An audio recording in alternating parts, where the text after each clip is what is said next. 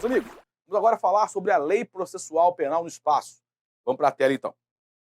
Bom, inicialmente, temos que falar da regra da territorialidade, no que tange à Lei Processual Penal no Espaço. O artigo 1º do CPP diz o seguinte: o processo penal reger-se-á em todo o território brasileiro por este Código. Ressalvados. Então, o que eu tenho?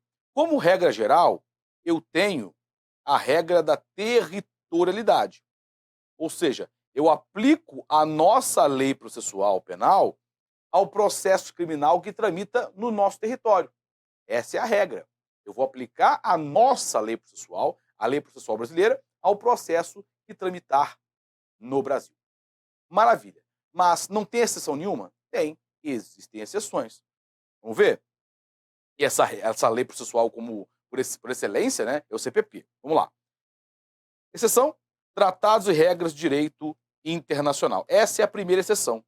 Aqui eu posso deixar de aplicar o que está previsto na nossa lei processual penal e aplicar o que está previsto num tratado, convenção e regra de direito internacional do qual o Brasil seja signatário. Então, eventualmente, eu posso deixar de aplicar aquilo que está previsto na nossa lei processual e aplicar algo previsto num tratado internacional do qual o Brasil tenha feito parte, tenha assinado?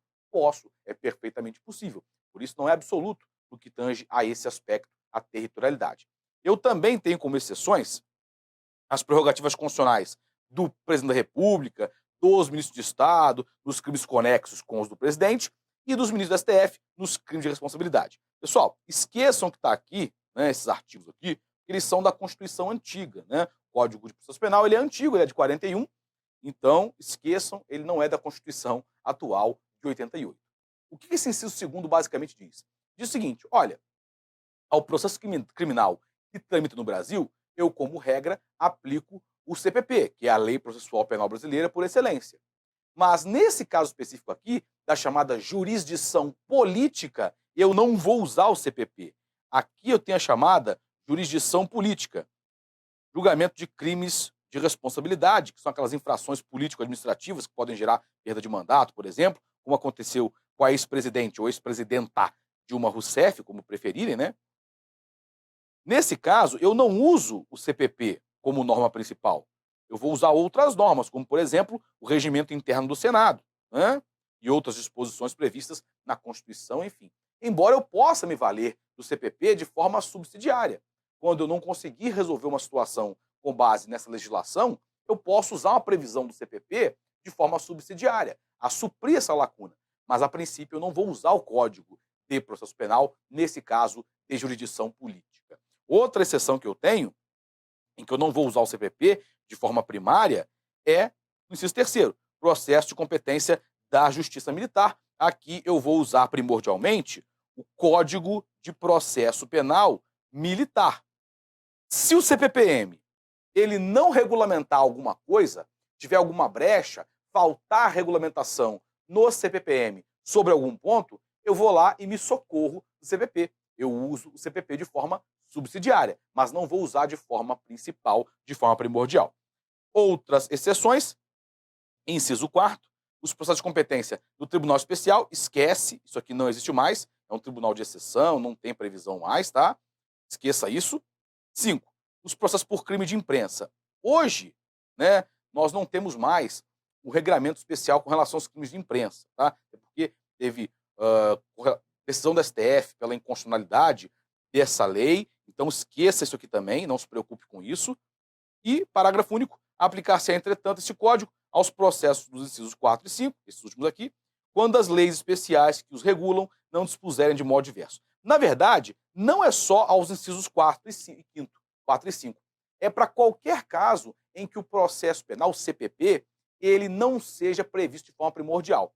Então, imagine o seguinte: imagine um crime da lei de drogas, né? A lei de drogas, a lei 11.343 de 2006, ela tem um rito específico, que é o rito dos crimes da lei de drogas. Está previsto lá na lei 11.343 de 2006. Se por acaso, eu vou primeiramente usar então o que está na lei de drogas. Se por acaso a lei de drogas ela não estabeleceu alguma coisa, porque ela não vai regulamentar tudo, né? Ela faltou regulamentação com relação a um ponto, eu posso me socorrer e usar o CPP, nesse caso, de forma subsidiária? Posso. Então o CPP não vai ser usado de forma primordial quando houver um rito próprio estabelecido numa lei especial, numa lei específica. Eu uso primeiramente o que está na lei específica. Se faltar alguma coisa, eu posso me socorrer do CPP e vou usá-lo de forma subsidiária. É basicamente o que acontece com os crimes militares. Lá eu uso o CPPM, o Código de Processo Penal Militar. Faltando alguma coisa, no CPPM não regulamenta alguma coisa ou outra, eu uso o CPP para suprir aquela lacuna. Então, basicamente, eu aplico a nossa lei processual penal ao processo criminal que tramita no Brasil. Ponto. E a nossa lei processual penal por excelência é o CPP. Mas essa regra do artigo 1º tem exceções. Eu vou deixar de aplicar a nossa lei processual quando houver algum tratado, convenção e regra de direito internacional prevendo de forma diversa. Eu não vou aplicar no caso de jurisdição política, né? Esses crimes de responsabilidade do presidente, por aí vai, também não vou usar. Não vou usar o CPP de forma primordial no caso de crime militar. Se é competência da Justiça Militar, eu uso primeiro o CPPM, só uso o CPP de forma subsidiária. E também não vou usar o CPP de forma primordial no caso de leis especiais, quando houver um regramento específico previsto em lei especial, como é o caso da lei de drogas. Aí eu só uso o CPP de forma subsidiária. É sempre bom lembrar disso. Então eu falo numa territorialidade mitigada, não é absoluta, nesse aspecto. Porque eu aplico a nossa lei processual como regra, mas tem aquela exceção específica da jurisdição política, tem a exceção específica dos tratados internacionais, e com relação a essas leis especiais, né, crime militar e outras leis especiais que têm um rito específico, regramento específico, eu não uso, a princípio, o CPP. Mas é uma lei processual penal brasileira, né? O CPPM é brasileiro, é uma lei nossa, do nosso ordenamento jurídico. A lei de drogas, por exemplo, é uma lei nossa, é uma lei processual e penal nossa, mas não é o CPP. Então, nesses casos, eu não uso o CPP como regra, mas uso de forma subsidiária. Agora, quando eu falo em aplicar a nossa lei processual a um ato processual realizado fora do Brasil, eu posso fazer isso? Eu posso aplicar a nossa lei processual a um ato realizado fora do nosso país? Porque eu disse que, como regra, se o processo criminal tramita no Brasil, eu vou usar em relação a este processo criminal a nossa lei processual. Mas eu posso aplicá-la a um ato do processo realizado fora do Brasil? É basicamente isso que eu quero saber com essa pergunta. E no caso de atos processuais realizados no exterior, ou seja, realizados fora do Brasil, mas relativos a processos que tramitam no Brasil. Nesse caso, em relação a estes atos processuais, eu não vou usar a nossa lei processual. Eu vou usar a lei local, a lei estrangeira. Como assim, professor? E eu vou te explicar. Imagina o seguinte, imagina que tem um processo criminal tramitando no Brasil contra o José. O José é réu num processo criminal que tramita no Brasil. Aí o José arrola como testemunha a Maria. A Maria é testemunha e tal. Só que a Maria hoje, ela não mora no Brasil. A Maria mora na França, mais especificamente em Paris. Mais especificamente ainda, na Avenue des Champs-Élysées, número 123. Ela mora lá. Faço o quê para ouvir a Maria? Eu peço uma carta rogatória lá para a França, pedindo colaboração internacional à França. Dizendo, o Poder Judiciário francês, quebra o meu galho e ouve a Maria aí, por gentileza. Proceda à oitiva da Maria aí na França, por favor, e me devolva a carta rogatória devidamente cumprida, por obséquio. É isso que eu vou fazer. E o Judiciário brasileiro. O juiz francês, lá na França, quando ele for ouvir a Maria, qual é a lei processual que ele vai utilizar para ouvir a Maria? É a lei processual penal brasileira ou a lei processual penal francesa? O que vocês acham? A nossa ou a dele? Ele vai usar a dele, a lei processual francesa. Professor, mas o processo tramita aqui. O ato processual é realizado onde? Na França. Então o juiz francês vai realizar de acordo com a lei francesa. Pessoa, mas como? É claro, cara pálida. Como é que ele vai usar a minha lei? Você imagina um juiz francês recebendo uma carta rogatória do Brasil. Ele, vou ter que estudar agora processo penal brasileiro para ouvir essa desgraça de testemunha. Aí vai lá, pega o material de estratégia para ler, né? Claro que não, né? Aí daqui a pouco chega uma carta rogatória do Zimbábue para ele, para ouvir uma testemunha, para interrogar um réu. Ele, vou ter que estudar o processo penal do Zimbábue agora. Claro que não.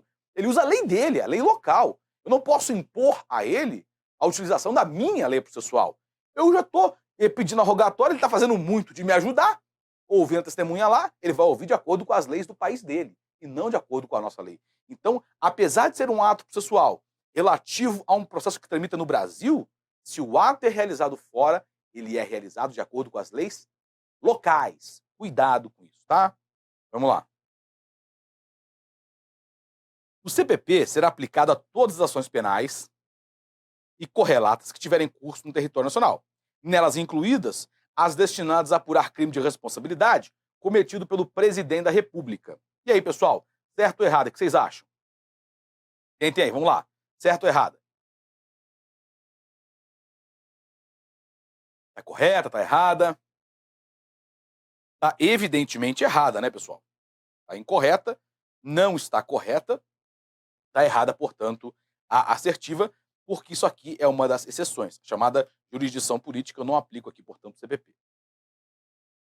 As leis penais, em algumas hipóteses, incidem sobre os fatos delituosos cometidos fora do território brasileiro, apresentando assim, excepcionalmente, uma extraterritorialidade. Ok, isso é uma questão de direito penal, já adianto que está certo, né? Não tem nada a ver com a questão, não tem nada a ver com o nosso estudo aqui. A parte que nos interessa é adiante. Entretanto, no que tange às leis processuais penais, estas não ultrapassam os limites do território do Estado que as promulgou. São eminentemente territoriais. Tá certo? Sim ou não? A parte que nos interessa é essa aqui, ó, daqui para frente, tá? Tá certo ou errado isso?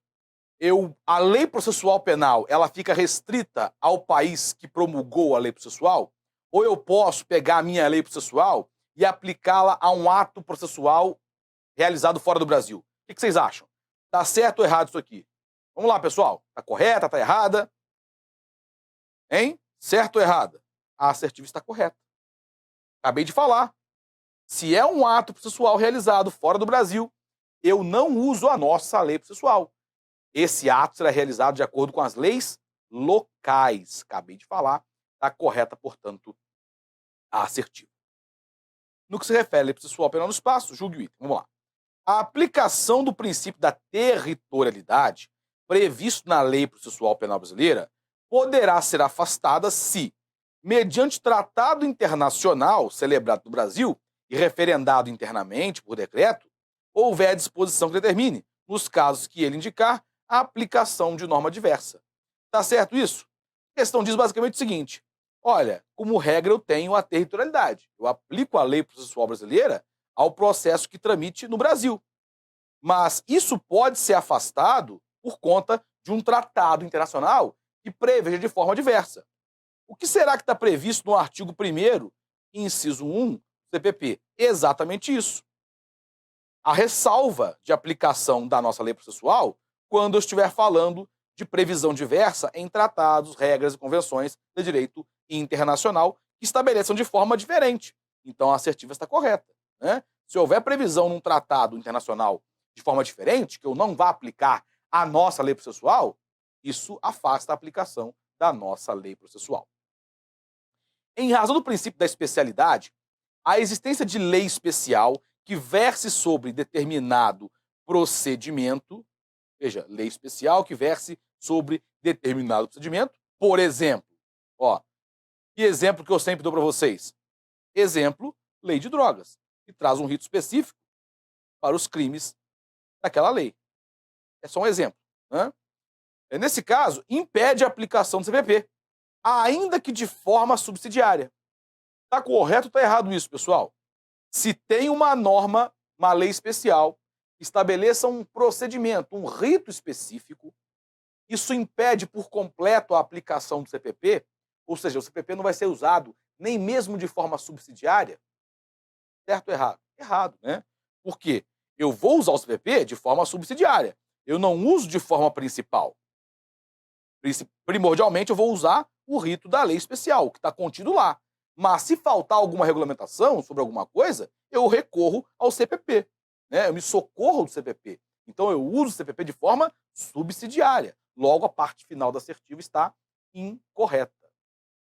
Meus caros, a gente fecha então essa etapa da preparação relativa à lei processual penal no espaço e eu espero, claro, tenha sido muito útil para todos vocês.